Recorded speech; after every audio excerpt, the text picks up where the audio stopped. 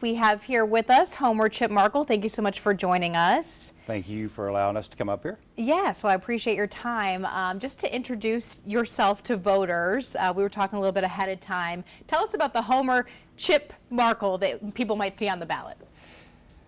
I'm the third son, and I was named after my dad. My dad's name was Homer, and when I was little, they called me Chip off the old block, and Chip stuck.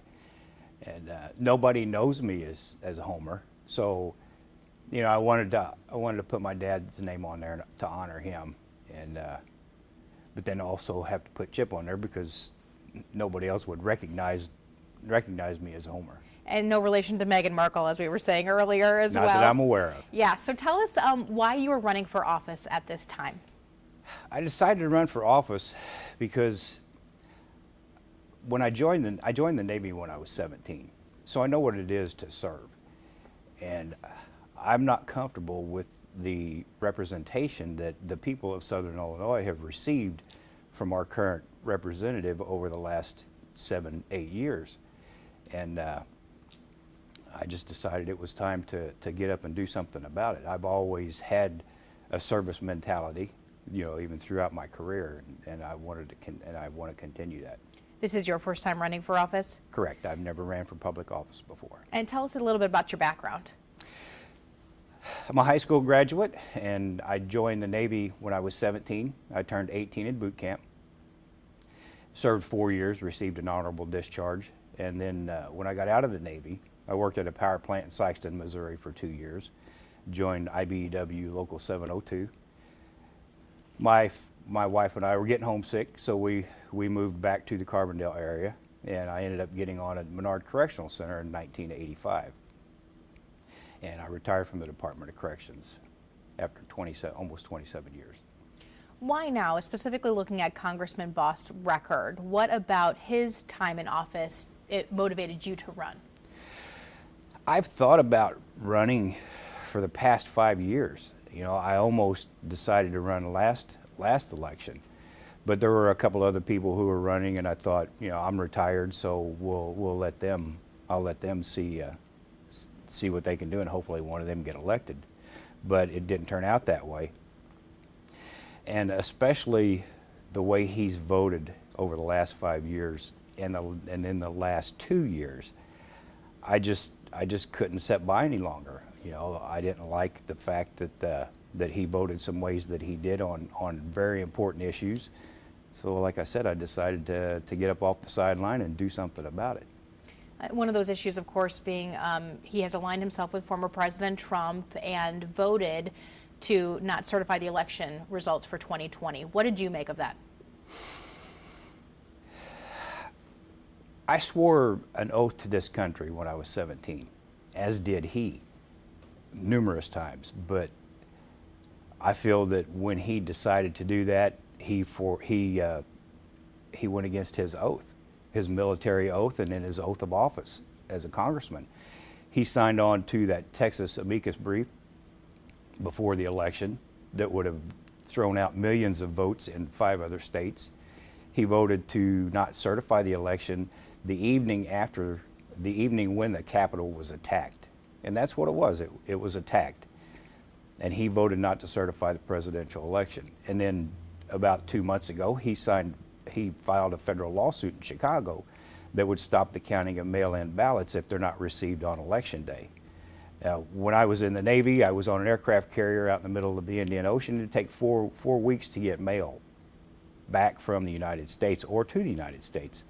So that would affect a lot of military personnel overseas defending this country, and they should have a vote. As everybody, every American in the country should have a right to vote. One of the big issues, of course, for Americans and people in Southern Illinois right now is the economy. Inflation, you know, difficulty paying groceries. The grocery bills have gone up. What would you do should you be elected to office to help everyday working Americans? We need to bring good paying jobs back to the United States. We have to have good union paying jobs, and we have to make those available to everybody throughout the state, including Southern Illinois. So that would be one of my biggest priorities is to bring jobs back to the country. there's a couple of things that I can think of off the top of my head. My wife and I put solar panels on our house a couple of years ago, and you get government incentives back from that, from doing renewable energies. You get a tax break back from the federal government. You get a tax break back from the state. So if we're giving taxpayer money for incentives like that, then we need to make sure all of that material is manufactured in the United States. You know, one, it's going to help the consumer who's living in the house lower their power bills. If you make sure that all of that material is made in the United States, then you're creating jobs, good paying jobs, and it's helping the environment. You know, that's just one way that we could do something to help the working people of Illinois. Do you support the Inflation Reduction Act passed just recently and supported by President Biden? Yes, of course. Did it go far enough, or would you have liked to see it go farther? As far as the inflation goes, I think we need to look at the amount of government subsidies we're giving billion-dollar companies. I think we need to look at that, take it if they don't need it. So we need to take it and we need to shift that into other areas, like renewable energy, like new technologies for renewable energy, carbon capture research, clean coal research. There's a number of things that we need to do, and we can help small businesses with that money. You know, we need to reinvest. I'm not saying take everything that the big corporations have, but they can surely pay their fair share like everybody else does. Turning to the Supreme Court decision regarding Roe v. Wade, Southern Illinois has become a place where people seeking abortion services or abortion care are now turning. Do you think that's a good thing, and if so, why? I think it's a good thing, and I think it's a bad thing. I think it's a good thing because women will have a place to go where they can receive the health care that they deserve, that they need. The bad part about it is there are so many surrounding states that are restricting those rights, and I think it's a good thing for Illinois to stand up for women's rights and their right to choose. Congressman Bost has been reelected pretty handily in past. Why do you think this election could be different? How do you think you could actually beat him in this election? I always felt that it was going to take someone for Southern Illinois, as conservative as Southern Illinois is, I always felt that it was going to take somebody with a military background, somebody with a law enforcement background, and then somebody with a labor background. And I have all three of those. And I want to do this for the right reason. I think this is the right time. You know, like I said, I had thought about it a couple of years ago, but it wasn't the right time. I think this is the right time because of the actions he's taken over the last couple of years especially. And with my background and the experience I have, I think I'm a viable alternative for everybody to look at and be a congressman that people can be proud of, regardless of whether they're a Democrat or an independent or a Republican. Anything else you would like voters to know about you before heading to the ballot? I'm doing this because I want to help the hardworking people of Southern Illinois. I'm just asking for one opportunity. I've never been in public office, but I have the experience and I have the background to do that. I know I can do it better than the current congressman. I'm just asking people for one chance. Give me one opportunity to prove myself. Give me your first vote.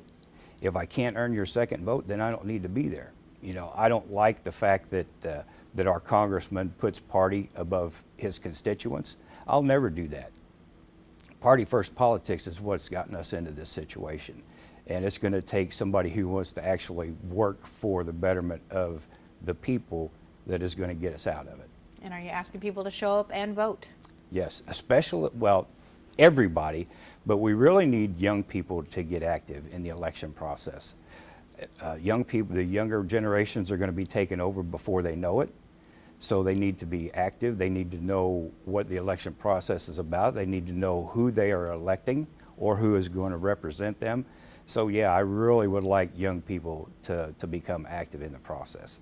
All right. Well, Mr. Markel, thank you very much for your time. Thank you.